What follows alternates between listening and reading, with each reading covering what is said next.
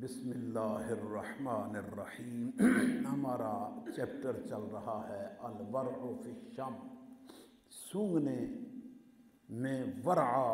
تقوی کیا ہے، اس بارے میں احادیث چل رہی ہیں۔ حضرت یونس بن ابی الفرات روایت کرتے ہیں، فرماتے ہیں بے شک حضرت عمر بن عبد العزیز رحمہ اللہ اوتیہ بغنائم مسکن،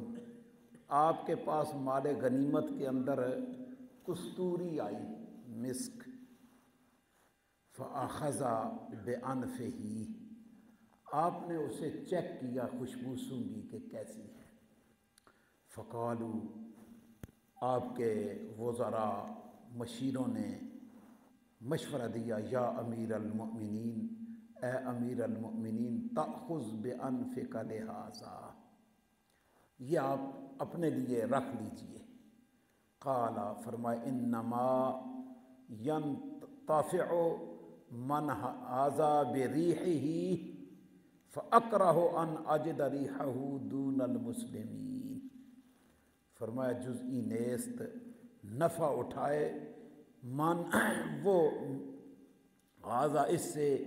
بریحہ اس کی خوشبو سے، جس نے اس کو لایا ہے، یعنی مال غنیمت میں آیا ہے تو جو اس کے حقدار ہیں، فَأَكْرَهُ أَنْ أَجِدُ رِيحَهُ، میں ناپسند کرتا ہوں کہ میں اس کی خوشبو سونگوں، دون المسلمین، مسلمانوں کے علاوہ، یعنی یہ مسلمانوں کا حق ہے، ان کو جانا چاہیے، اگرچہ کستوری دنیا کی سب سے مہنگی خوشبو ہے، مسک جس کو کہا جاتا ہے نا، اوریجنل یہ جو یہ ارن ہوتا ہے، اس کے نافے میں پیدا ہوتا ہے قدرتی طور پہ، اور ہر ارن کے اندر نہیں پیدا ہوتا، ارنوں کے اندر بھی ایک قسم ہے جس کے نافے میں یہ مسک پیدا ہوتی ہے قدرتی، لیکن خوشبو اتنی ہے کہ آپ ایک دفعہ کپڑے کو لگا دیں، کپڑا پھٹ جائے گا، ختم ہو جائے گا، خوشبو نہیں ختم ہوگی۔ لیکن مہنگی بھی اسی طرح، یہ لاکھوں میں یہ ملتی ہے، یہ روپوں ہزاروں کی بات نہیں ہے، اتنی مہنگی بھی ہے کہ یہ اصل جس کمرے میں پڑی ہو اس کمرے سے خوشبو ختم نہیں ہوتی، لگانے کی بھی ضرورت نہیں، صرف پڑی ہے خوشبو ختم نہیں ہوتی، اتنی اعلیٰ چیز ہوتی ہے۔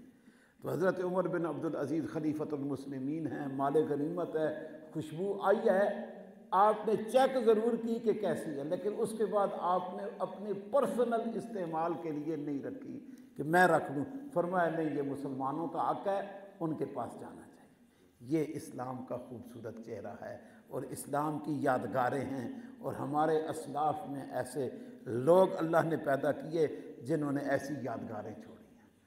آج جن کے متھے ہم لگے ہوئے ہیں، وہ تو ہمارے گھر میں جو ہے وہ بھی چاہتے ہیں کہ ہم لے جائیں، ادھر تو جو آتا ہے وہ تو انہی کا ہے نا، جو ہمارے پاس ہے وہ چاہتے ہیں یہ بھی چھین ہی لیا جائے، انہیں بجلی بھی اتنی مہنگی دو، گیس اتنی مہنگی، آٹا روٹی، اب اس کی بھی مصیبت بناتے جا رہے ہیں۔ بس اللہ خیر ہی کرے، کیا ہوگا یہ رب جانتا ہے،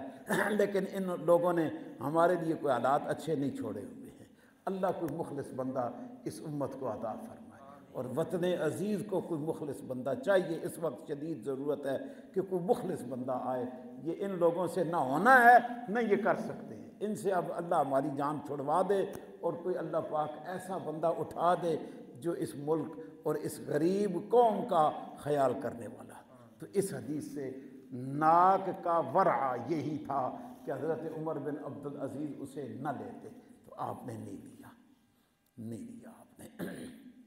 اگلی روایت ہے حضرت ابو عمرو الشیبانی ابو موسیٰ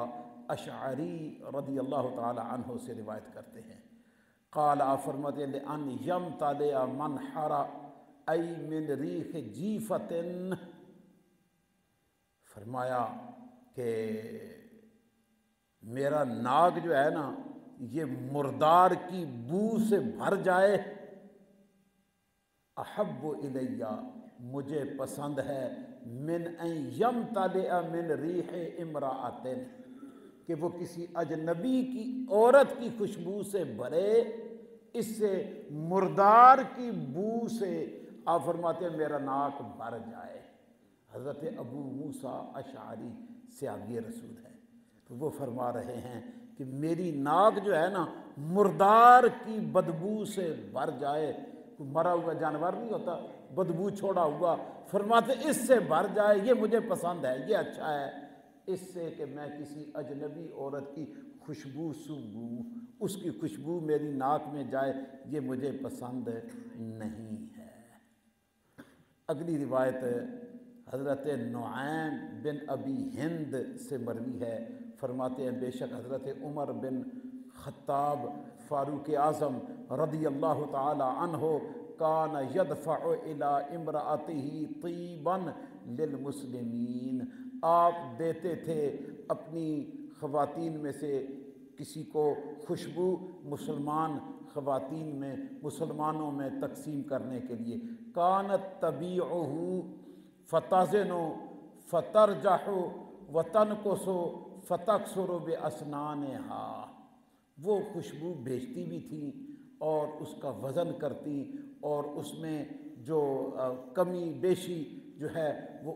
اس کا بھی خیال کرتی، فتقوم لہ الوزن، تو وہ تقسیم کرنے کے لیے بھی حضرت فاروق اعظم اس خاتون کو دیتے کہ یہ تقسیم کرنا ہے، تو وہ اس کے لیے بھی وزن قائم کرتی۔ فعلق باصبعها منہ شیء، آپ کی انگلی کے ساتھ خوشبو لگی، فقالت باصبعها، آپ نے اپنی انگلی سے کہا، فیہا فمسحت بہ خمارہا، آپ نے اس انگلی کے ساتھ لگے ہوئے اس خوشبو کو آپ نے اپنے دوپٹے اپنی اوڑھنی کے ساتھ مل دیا۔ وَأَنَّ عُمَرَ جَاءَ، فرماتے ہیں کہ حضرت عمر فاروق رضی اللہ تعالی عنہ تشریف لائے، فقال، آپ نے فرمایا ما هذه الريح، یہ خوشبو کیسی ہے؟ فَأَخْبَرَتْهُ خَبْرَهَا، اس خاتون نے جو واقعہ ہوا بتایا کہ میری انگلی پہ لگ گئی تھی اور میں نے اپنی دوپٹے کے ساتھ اس کو لگا دیا۔ فقال، آپ نے فرمایا تطیبین بطیب المسلمین، تم مسلمانوں کی خوشبو اپنے لیے استعمال کرتی ہو؟ فانتزع حمارہا، آپ نے فرمایا یہ دوپٹہ اتار کے رکھ دو، یہ تم نہیں استعمال کر سکتی، کہ اس پر جو مسلمانوں کا حق تھا جو تمہیں دیا گیا تھا تم نے اپنے لیے استعمال کیا ہے، خبردار تم یہ دوپٹہ نہیں استعمال کر سکتی۔ فجعل یقول بخمارہا فی التراب، آپ نے فرمانا شروع کر دیا کہ اس کے دوپٹے کو مٹی میں پھینکو، ثم یشمہ، پھر سونگو، حتی یصب علیہ الماء، یہاں تک کہ اس کے اوپر پانی انڈیلو کہ اس سے خوشبو ختم ہو جائے۔ مسلمانوں کی چیز اپنی ذات کے لیے استعمال نہیں کی جا سکتی، نہیں کی جا سکتی۔ ثم یقول بہ، پھر فرماتے کہ فی التراب، اس کو مٹی میں ملو، حتی ظن ان ریحہ قد ذہبت، یہاں تک کہ جب یقین ہو گیا کہ اب خوشبو ختم ہو گئی ہے، فرمایا اب یہ دوپٹہ اس کو واپس کر دو، یہ چادر یہ اوڑھنی اس خاتون کو واپس کر دو۔ ثم جاءت العطارۃ مرۃ اخری، وہی عطارہ خاتون پھر دوسری مرتبہ آئی، فباعت منہا، آپ نے اس سے عطر خریدا، فوازنت لہا، اس نے وزن کیا، فعلق باصبعها منها شیء، فقالت باصبعها فیہا، ثم قالت باصبعها فی التراب، تو اس نے اس میں ڈالتے ہوئے انگلی پہ پھر خوشبو لگی، تو اب اس نے کپڑے پہ نہیں لگائی، اس نے زمین پہ مل دی، زمین کے اوپر اس کو مل دیا، باصبعی فی التراب، فقالت العطارہ ما ہکذا صنعت اول مرہ، آپ نے اس طرح پہلے کیوں نہیں کیا؟ قالت، کہا ما علمت ما لقیت منہ لقیت منہ کذا و کذا، وہ عطارہ خاتون نے کہا کہ یہ خوشبو آپ نے زمین پہ کیوں مل دی، لگا لیتی۔ کہا تمہیں نہیں معلوم جو مجھے پہلے اس تکلیف سے گزرنا پڑا کہ میں نے قوم کی خوشبو اپنے کپڑے پہ لگا لی، تو حضرت فاروق اعظم نے اس کو پسند نہیں کیا ہے، اور جب تک خوشبو ختم نہیں ہوئی مجھے میرا کپڑا ہی واپس نہیں کیا ہے۔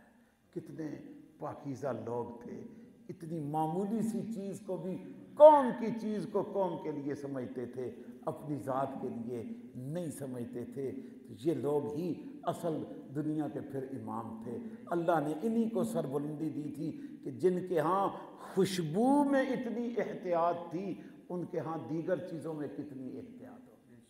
حضرت فاروق اعظم رضی اللہ تعالی عنہ کا ہی دور مبارک ہے، مدائن فتح ہوا، بے شمار مال غنیمت اکٹھا ہوا، وہاں سے لے کر مدینہ منورہ تک مال غنیمت پہنچا، ایک سوئی بھی کم نہیں ہوئی۔ صحابہ کرام نے بتایا کہ ہم نے اپنی آنکھوں سے سونا مجاہدین کو جمع کرتے ہوئے دیکھا، کسی نے بھی سوچا بھی نہیں کہ اس میں سے کچھ رکھ لے۔ جتنا مال غنیمت تھا وہ سارا اکٹھا ہو کے حضرت فاروق اعظم کے پاس پہنچا۔ مولا مرتضیٰ نے عرض کی کہ اے فاروق اعظم، دیکھیے کتنا اللہ کا کرم ہوا، اتنا مال غنیمت آیا اور اس میں خیانت کوئی نہیں ہے۔ فرمایا یہی تو ہمارے آقا کی تعلیم ہے، حضور نے ہمیں یہی تو سکھلایا۔ صحابہ کرام کی آنکھوں میں رسول اللہ نے سونے اور مٹی کو برابر کر دیا تھا۔ ان کی نگاہوں میں سونے اور مٹی دونوں کی ایک جیسی ویلیو تھی۔ وہ نہیں سمجھتے تھے سونا ہے تو بہت بڑی چیز ہے اور مٹی ہے تو کچھ، وہ اس کو کوئی دنیا کے مال کو وہ ایک سمجھتے تھے، اس کو کوئی اہمیت نہیں دیتے تھے۔ یہی وجہ ہے کہ اللہ نے ان کو اتنا بڑا بلند مقام عطا فرمایا ہے کہ ان کی نگاہوں میں حلال کی قیمت تھی، حرام کی کوئی قیمت نہیں۔ کاش آج بھی ہماری